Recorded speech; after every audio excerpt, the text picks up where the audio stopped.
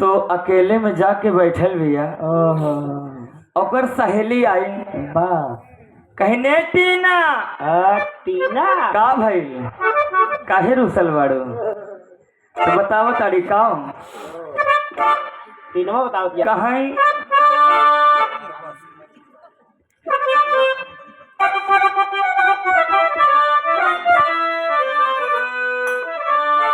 अरे कहाँ बही उमारा मोरा बारी हो बारी हो बारी हो सैया मांगे लगावा नवा बही उमारा मोरा बारी हो बारी हो सैया मांगे लगावा नवा बही उमारा मोरा बारी हो सैया मांगे लगावा बही उमारा मोरा बारी हो बारी हो पिया मांगे लगावा नवा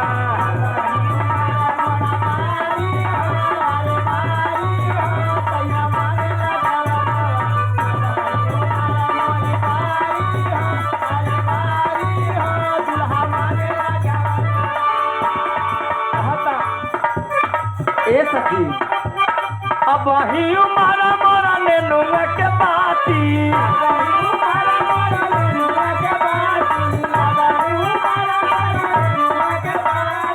अब ही उमारा मोरा ले लूंगा के बाती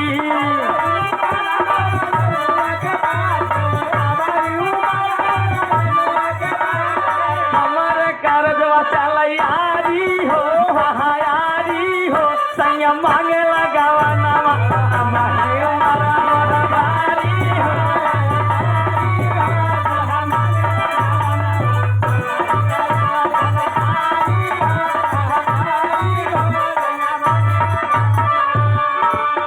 जब लड़की के गवन जाता तो ऐसे मई जून के महीना चलत रहे बड़ी गर्मी के महीना रहे बा वो अपने राजा जी से कहा था कि ये सैया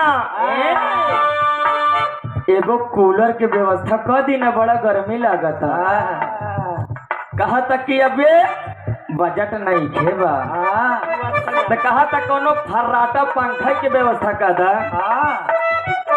तो कहा था वो ना बा तो कहा था अच्छा हैंड फैन लेके आवा कहा था कौना भाव से आइल गरमिया के दीना हो पिया दीना हो तानी दुनिया डोला जा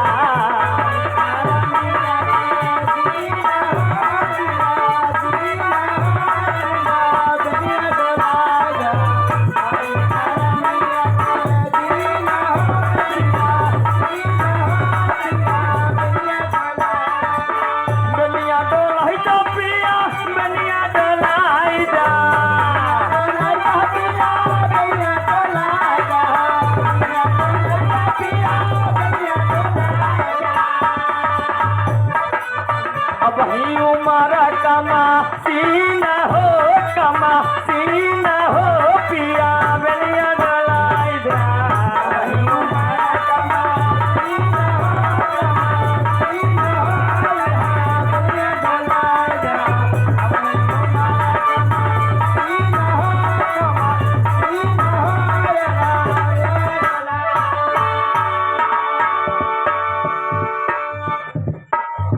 और हमारे पिताजी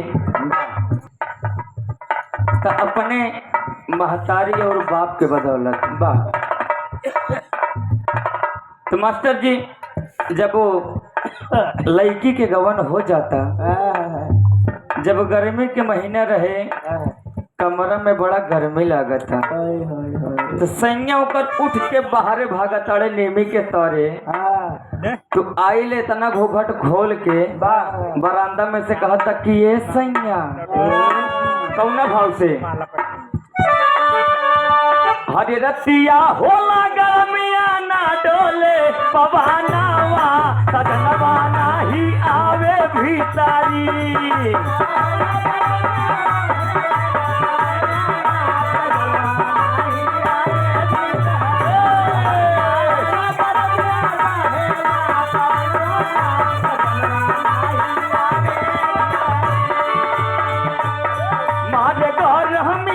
मारे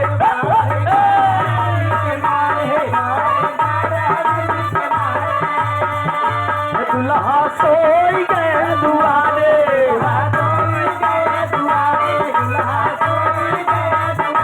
दुल्हा सोई गए दुआरे हमारी सासू ननदिया मारे हमके तानावा सजनवा नाही आए भीतरी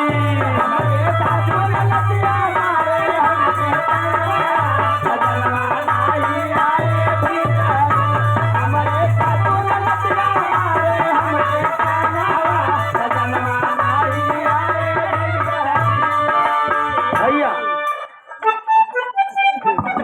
भोजपुरी गीत हो गई। अब एगो लोक गीत।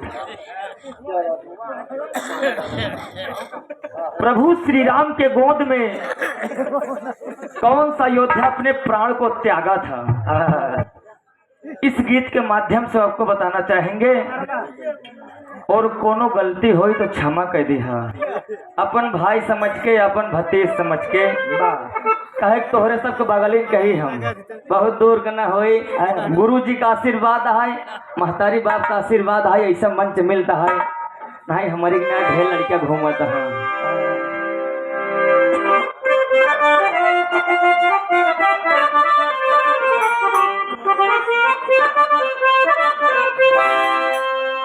हाँ बिल खतिया हाँ जटायु लैला राम खबरिया। जब मैया सीता का हरण हो जाता है, रावण मैया के साथ छल करके जब माता जी का हरण करता है, तो उस टाइम जब मैया की आवाज सुनकर जटायु जी जाते हैं तो रावण से बहुत सारी युद्ध करते हैं जितना हो सकता है। लेकिन बाद में रावण अपना खंजर निकाला और जटायु जी के पंख में मार दिया। और जटायु जी गिरे हैं और कहाँ रहे हैं तो प्रभु श्री राम से कहते हैं क्या, हाँ बिल खतिया हाँ जटायु लैला राम खबरिया। डगरिया आज स्वर्ग कई घरे बिल खतिया हाँ जटायु लैला।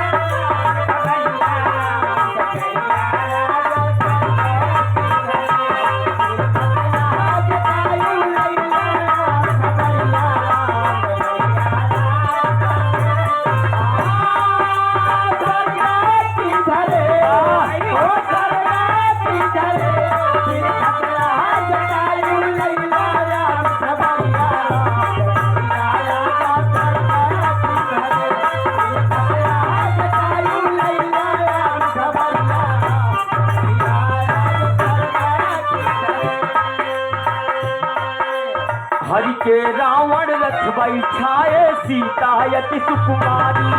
सीतायति सुकुमारी भैया सीतायति सुकुमारी।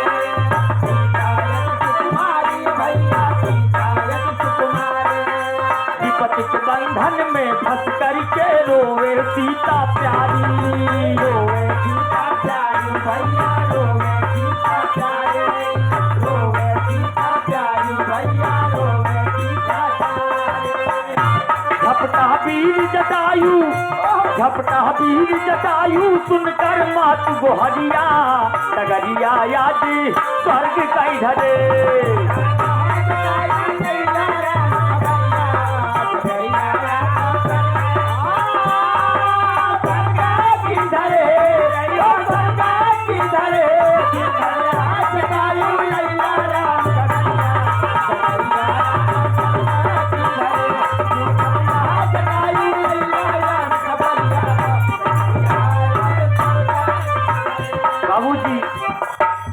मैया जी का जब हर के लेके जा रहा था, जटायु जी आवाज सुनकर जाते हैं और कहते हैं क्या,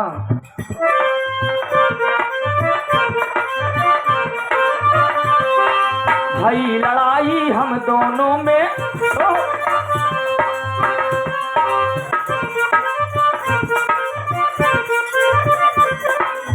भई लड़ाई हम दोनों में, रावण हो गया व्याकुल।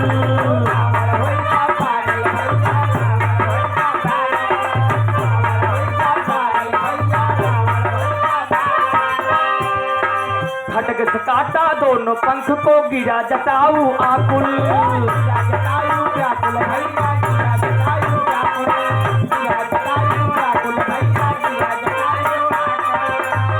राम राम पुकारे, राम राम पुकारे, लेना राम खबरिया। नगरिया आज स्वर्ग का इधरे, राम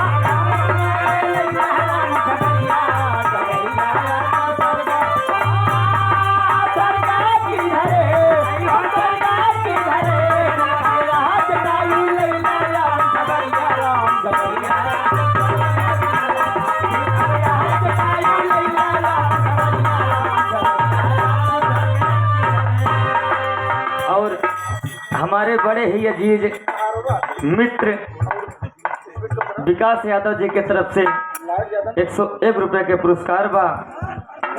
कहना बा,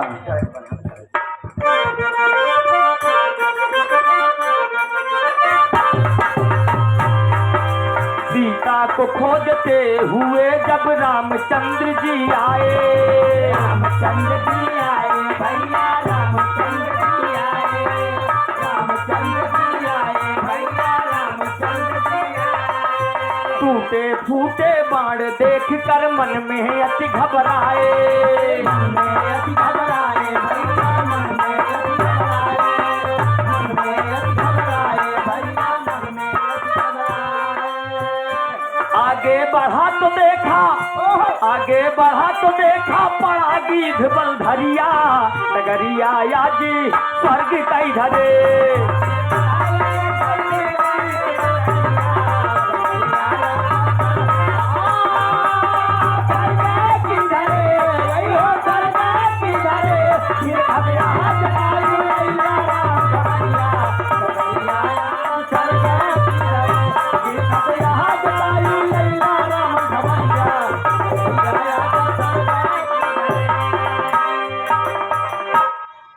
कहे जटाऊ सुना राम जी, माता हरि गई दक्षिण ओर।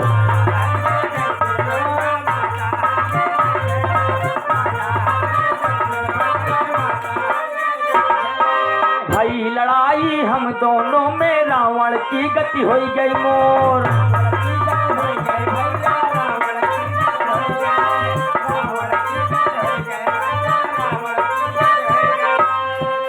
अब तो चलन चाहतु है, अब तो चलन चाहतु है, प्रभुवर प्राण संवरिया।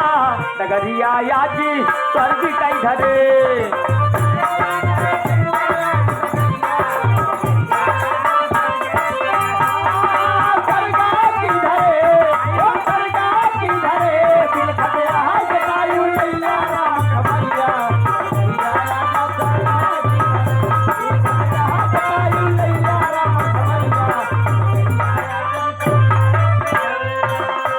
लास्ट पंक्ति में गुरु घराने के परिचय में कहना बका,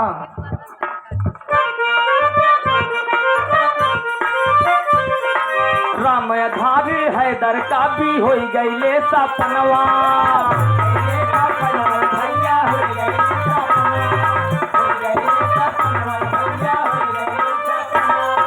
यदुवंशी सूरज गुरु के चूमी हम चरणवा।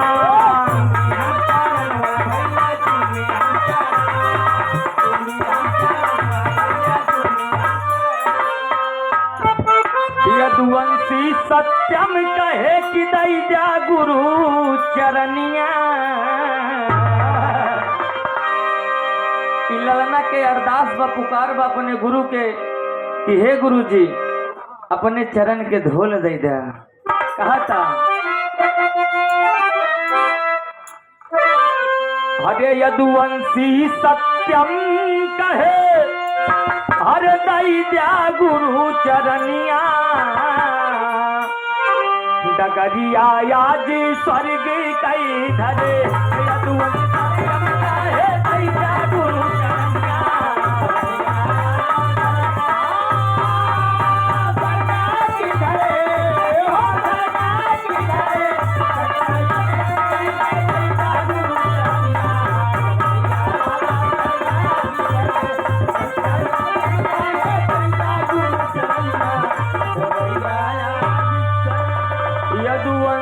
कि सत्यम कहे कि दैदा गुरु चरनिया डगरिया याद स्वर्ग कई धरे